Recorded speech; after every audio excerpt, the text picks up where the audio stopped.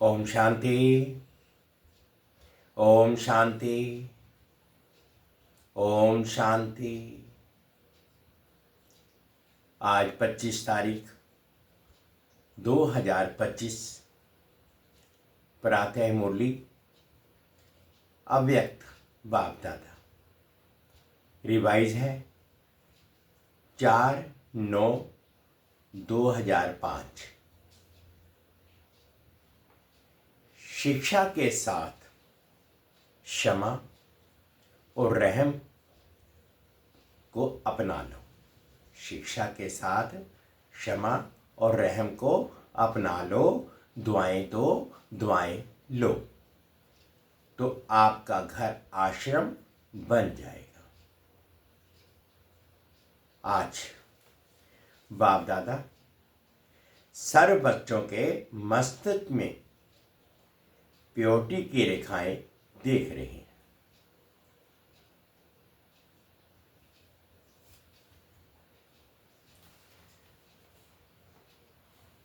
आज बाप दादा सर्व बच्चों के मस्तिष्क में प्योरिटी की रेखाएं देख रहे हैं, क्योंकि ब्राह्मण जीवन का फाउंडेशन ही है पवित्रता। पवित्रता की रेखाएं कौन सी हैं जानते हो? पवित्रता सर्व को प्रिय है। पवित्रता सुख, शांति, प्रेम, आनंद की जननी है। पवित्रता मानव का सच्चा श्रृंगार है। पवित्रता नहीं तो मानव जीवन का मूल्य नहीं। जैसे देखते हो देवताएं पवित्र हैं, इसलिए मान्य और पूजनीय है। पवित्रता नहीं तो मानव जीवन को आजकल देख रहे हो। बाप दादा ने आप सभी बच्चों को ब्राह्मण जन्म का वरदान यही दिया, पवित्र भव, योगी भव।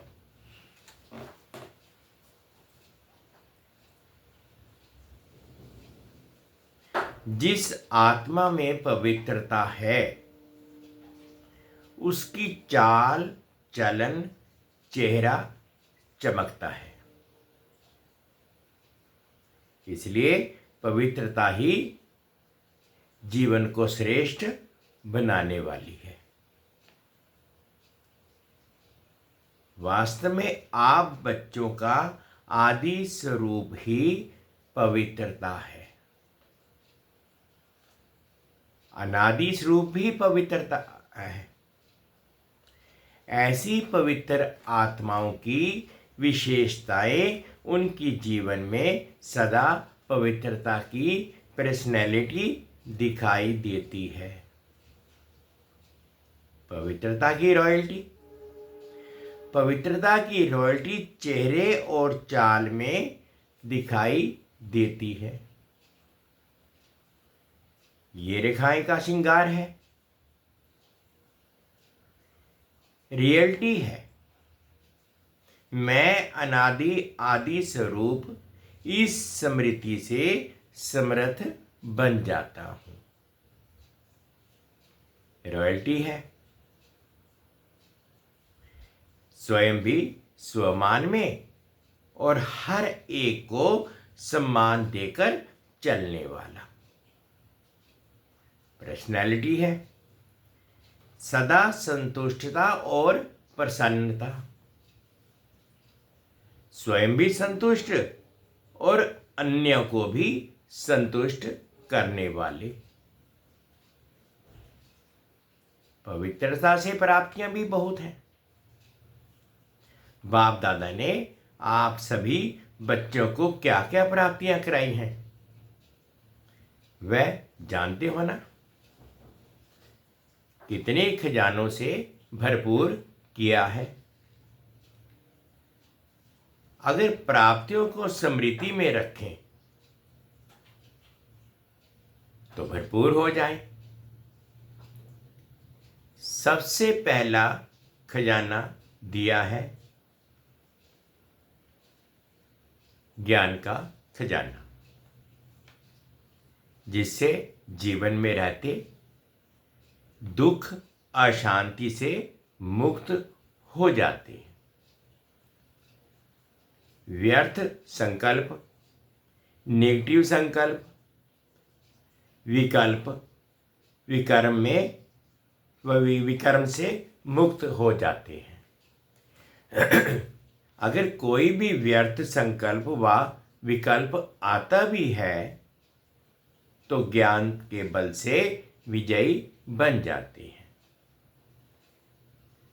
दूसरा खजाना है धारणाओं का। पहला खजाना ज्ञान का, दूसरा धारणाओं का, जिससे सर्व गुणों की प्राप्ति होती है।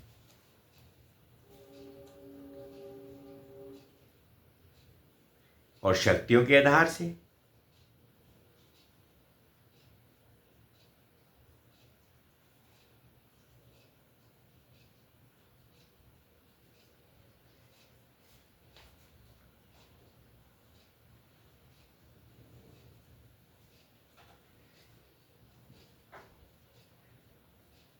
पहला खजाना तो ज्ञान का खजाना था। दूसरा खजाना है याद और योग, जिससे शक्तियों की प्राप्ति होती है और शक्तियों के आधार से सर्व समस्याओं का, सर्व विघ्नों को सहज पार कर लेते हैं। तीसरा खजाना है धारणाओं का, जिससे सर्व गुणों की प्राप्ति होती है। और चौथा खजाना है सेवा का, जिससे सेवा करने में, जिसकी सेवा करते हो उसकी दुआएं मिलती हैं, खुशी प्राप्त होती है। इतने खजाने बाप द्वारा सभी बच्चों को प्राप्त होते हैं। बाप सभी को एक जैसे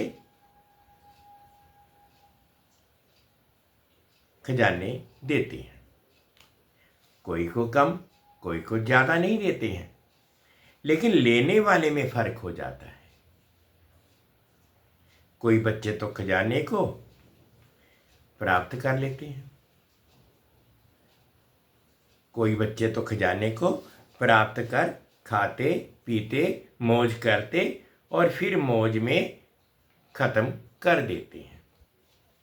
और कोई बच्चे खाते पीते मौज करते जमा भी करते हैं। और कई बच्चे कार्य में भी लगाते लेकिन बढ़ाते जाते हैं। बढ़ाने की चाबी है खजाने को स्व के प्रति और दूसरों के प्रति यूज करना।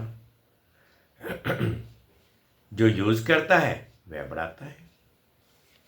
तो अपने आप से पूछो कि ये विशेष खजाने जमा है? जमा है? क्या कहेंगे? हाँ या थोड़ा थोड़ा? जिसके पास ये खजाने जमा है वे सदा भरपूर रहता है। देखो, कोई भी चीज भरपूर रहती है ना तो हलचल नहीं होती है। अगर भरपूर नहीं होती तो हलचल होती है, हिलती है। कोई भी चीज को अगर पूरी रीति से भर नहीं दो तो वह हिलती है।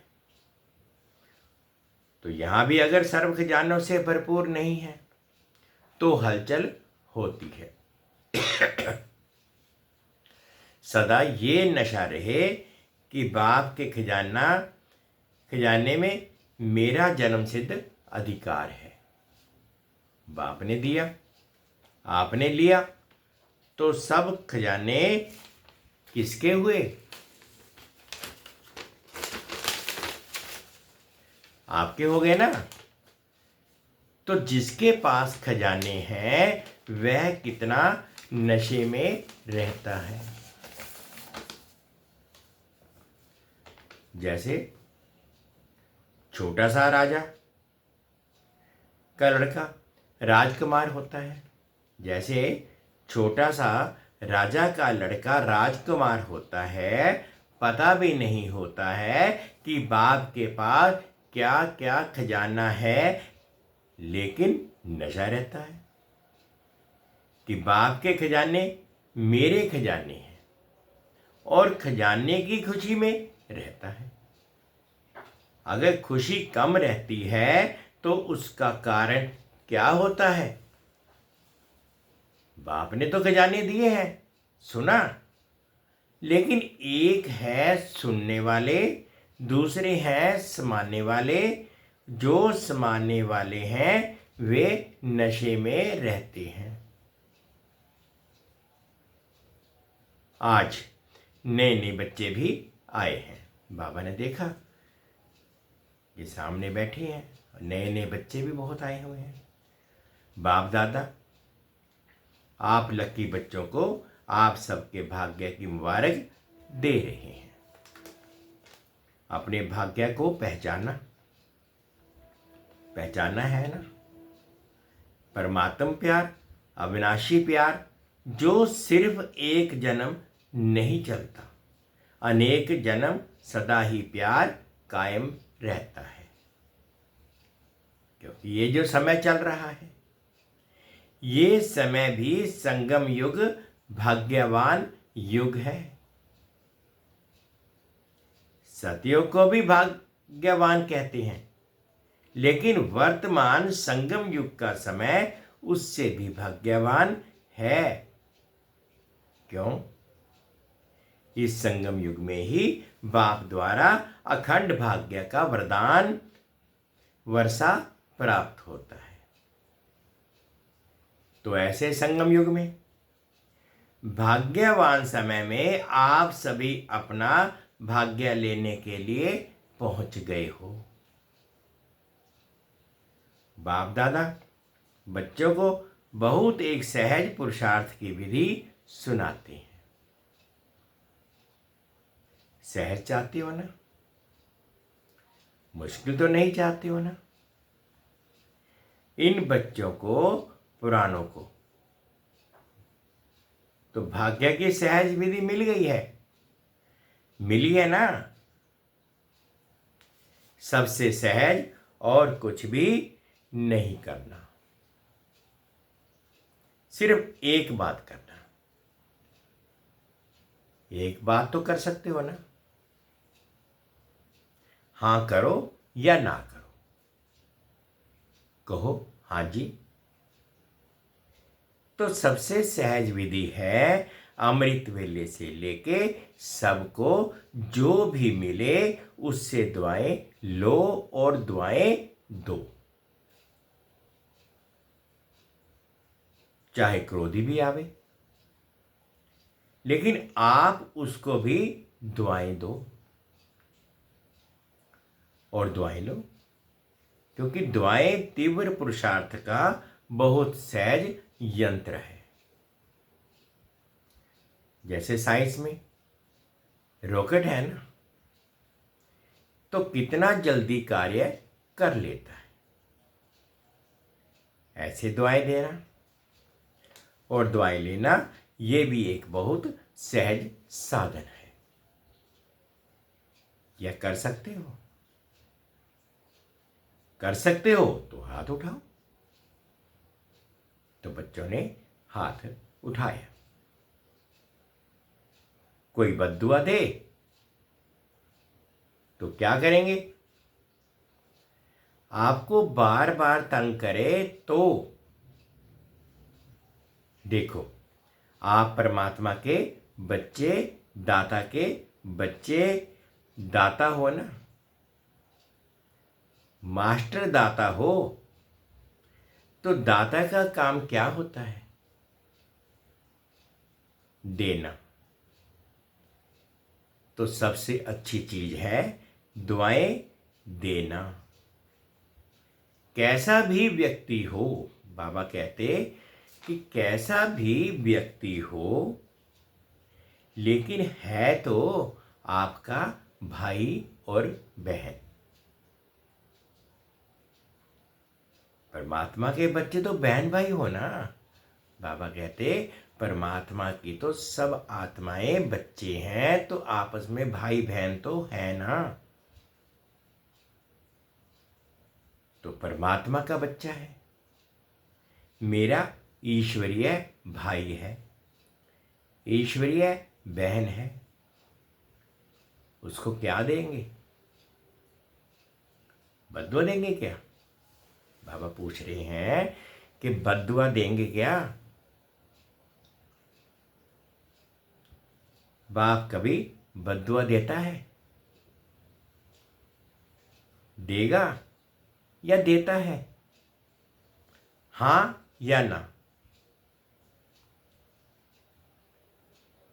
हाँ ना करो, बहुत खुश रहेंगे। क्यों? अगर बद्दुआ वाले को भी आप दुआ देंगे, वह दे या ना दे, लेकिन आप दुआ लेंगे, तो दुख क्यों होगा? बाप दादा आप आए हुए बच्चों को एक वरदान देता है।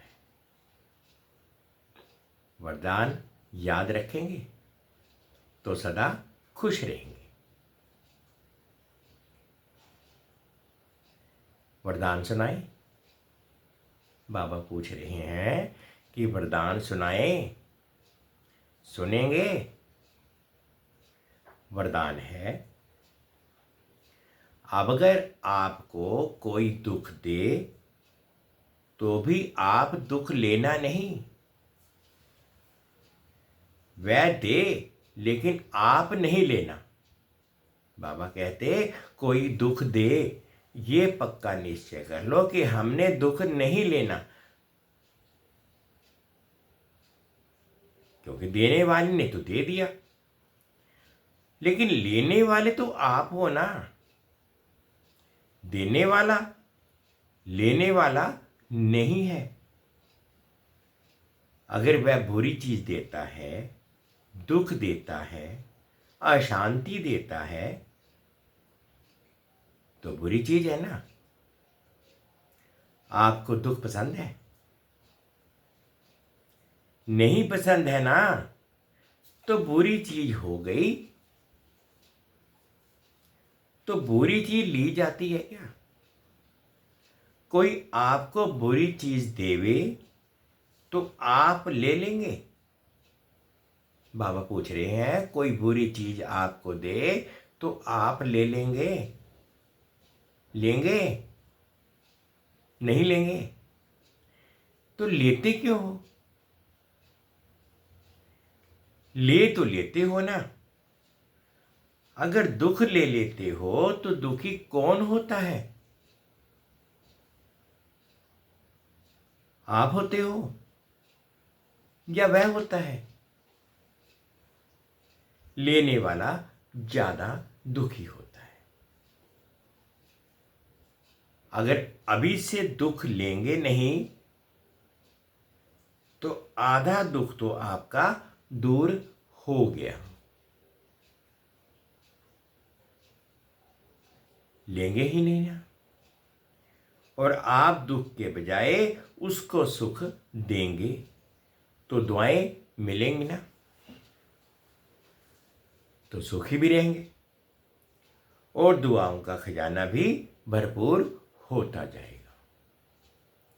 हर आत्मा से कैसी भी हो आप दुआएं लो, शुभ भावना शुभ कामना रखो।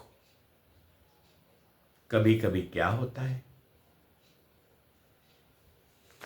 कोई ऐसा काम करता है ना, तो कोशिश करते हैं शिक्षा देने की, इसको ठीक कर दो। शिक्षा देते हो ना, शिक्षा दो, लेकिन शिक्षा देने की सर्वोत्तम विधि है कि क्षमा का रूप बन के शिक्षा दो। सिर्फ शिक्षा नहीं दो, रहम क्षमा भी करो और शिक्षा भी दो। दो शब्द याद रखो, शिक्षा और क्षमा, शिक्षा और क्षमा और रहम।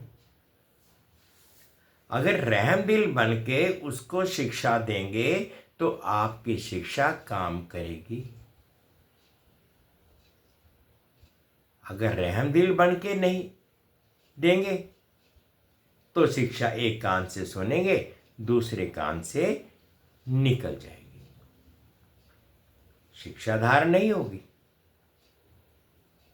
ऐसी है ना, अनुभव है, बाबा पूछ रहे हैं, ऐसे है ना, अनुभव है ना। आप भी किसका शिक्षक तो नहीं बन जाते। शिक्षक बनना जल्दी आता है, लेकिन क्षमा करना दोनों साथ साथ चाहिए।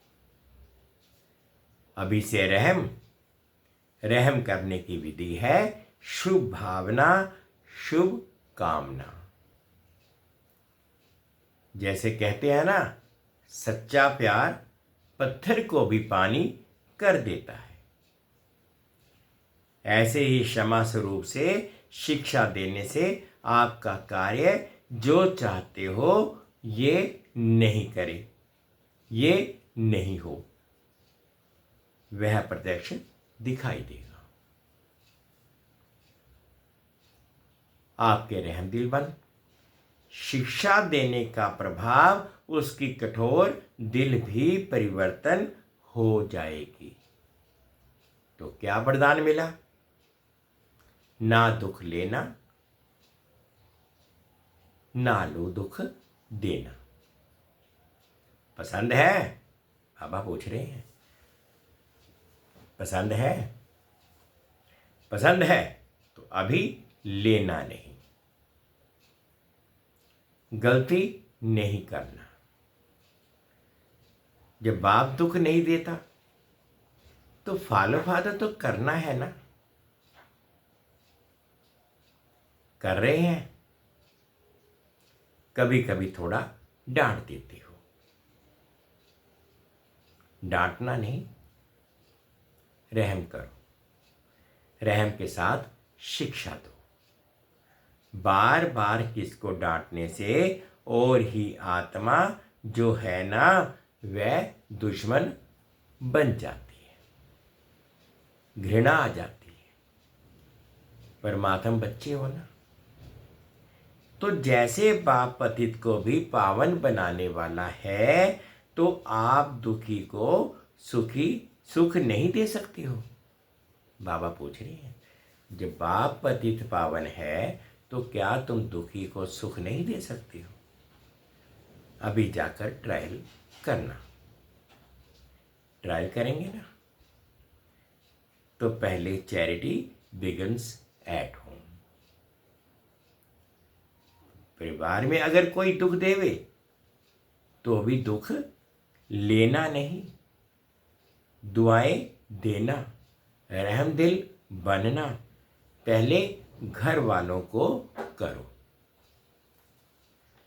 आपके घर का प्रभाव मोहल्ले में पड़ेगा, मोहल्ले का प्रभाव देश में पड़ेगा, देश का प्रभाव विश्व में पड़ेगा। सहज है ना।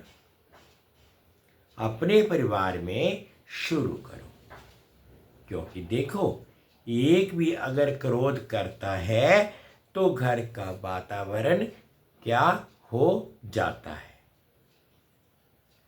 घर लगता है या युद्ध का मैदान लगता है?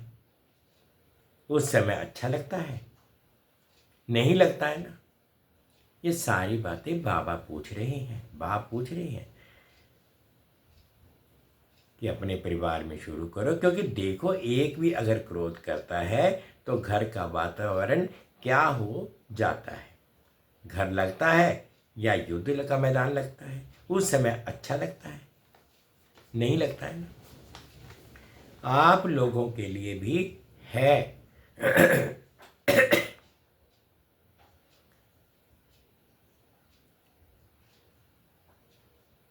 आज वीआईपीज के साथ मधुबन वाले समर्पित भाई बहनें भी सामने बैठे हैं। तो उनको बाबा कह रहे हैं कि आप लोगों के लिए भी है। अपने अपने साथियों से, अपने अपने कार्यकर्ताओं से ना दुख लेना है और ना दुख देना। दुआएं देना और दुआएं लेना। अगर आप अधिकार से ऐसे समय पर दिल से मेरा बाबा कहेंगे, परमात्मा बाबा, मेरा बाबा, तो कहावत है कि भगवान सदा हाजिर है। अगर आपने दिल से अधिकार रूप में ऐसे समय पर मेरा बाबा कहा, तो बाप हजूर हाजिर हो जाएगा। क्योंकि बाप किस लिए है? बच्चों के लिए तो है ना, बच्चों के लिए तो है। और अधिकारी बच्चे को बाप सहयोग नहीं दे, ये हो नहीं सकता, असंभव। तो परिवर्तन करके जाना। जैसे आए वैसे नहीं जाना, परिवर्तन करके ही जाना। क्योंकि देखो, इतना खर्चा करके आए हो, टिकट तो लगी ना, खर्चा भी किया, समय भी दिया, तो उसकी वैल्यू तो रखेंगे ना। तो वैल्यू है स्व परिवर्तन से पहले घर का परिवर्तन, फिर विश्व का, देश का परिवर्तन। आपका घर आश्रम बन जाए। घर नहीं, आश्रम। वैसे शास्त्र भी कहते हैं गृहस्थ आश्रम, लेकिन आज आश्रम नहीं है। आश्रम अलग है, घर अलग है। तो घर को आश्रम बनाना, दुआएं देना और लेना, ये आश्रम का कार्य है। आपका घर मंदिर बन जाएगा। मंदिर में मूर्ति क्या करती है? दुआएं देती है ना। बाबा कहते हैं कि जो मंदिर में मूर्ति है वो क्या करती है? जब मंदिर में जाते हैं, उस मूर्ति को देखते हैं तो कितनी दुआएं मिलती हैं। दुआएं देती है ना। मूर्ति के आगे जाके क्या कहती हैं? दुआ दो, मर्सी मर्सी कह के चिल्लाते हैं। तो आपको भी क्या देना है? दुआ। ईश्वर प्यार दो, आत्मिक प्यार। शरीर का प्यार नहीं, आत्मिक प्यार। आज प्यार है तो स्वार्थ का प्यार है, सच्ची दिल का प्यार नहीं है। स्वार्थ होगा तो प्यार देंगे, स्वार्थ नहीं होगा तो डोंट केयर। तो आप क्या करेंगे? आत्मिक प्यार देना, दुआ देना, दुख ना लेना, ना दुख देना। देखो, आपको चांस मिला है। बाप दादा को भी खुशी है। इतने जो भी सब भाई आए हैं, भारत के करीब 250 वीआईपीज रिट्रीट में आए हुए हैं। इतने घर तो आश्रम बनेंगे ना, बनाएंगे ना, कि थोड़ा थोड़ा कच्चा। अच्छा, जो समझते हैं कुछ भी हो जाए, थोड़ा सहन तो करना पड़ेगा। समाने की शक्ति कार्य में लगानी पड़ेगी, लेकिन सहन शक्ति का फल बड़ा मीठा होता है। सहन करना पड़ता है, लेकिन फल बड़ा मीठा होता है। तो जो पक्का वायदा करते हैं, घर घर को स्वर्ग बनाएंगे, मंदिर बनाएंगे, आश्रम बनाएंगे, वे हाथ उठाओ। देखा देखी में नहीं उठाना। देखो बाबा कह रहे हैं कि किसी को देखकर हाथ नहीं उठाना, मन से हाथ उठाना है, अपने आप स्वयं चेक करना है, क्योंकि बाप दादा हिसाब लेगा ना। देखकर नहीं उठाना, सच्चा सच्चा मन का हाथ उठाना। ये हाथ तो उठाना सहज है, इसकी तो कोई बात ही नहीं है, छोड़ो। मन का हाथ उठाना, मन का हाथ उठाओ। अच्छा दादियां, इनको इसकी क्या प्राइस देंगे? हाँ बोलो। दादी इतने मंदिर बन जाएंगे तो आप उसको क्या प्राइस देंगी? अपने घर वालों को ले आवे। ये तो प्राइस नहीं दी, ये तो काम सुना दिया।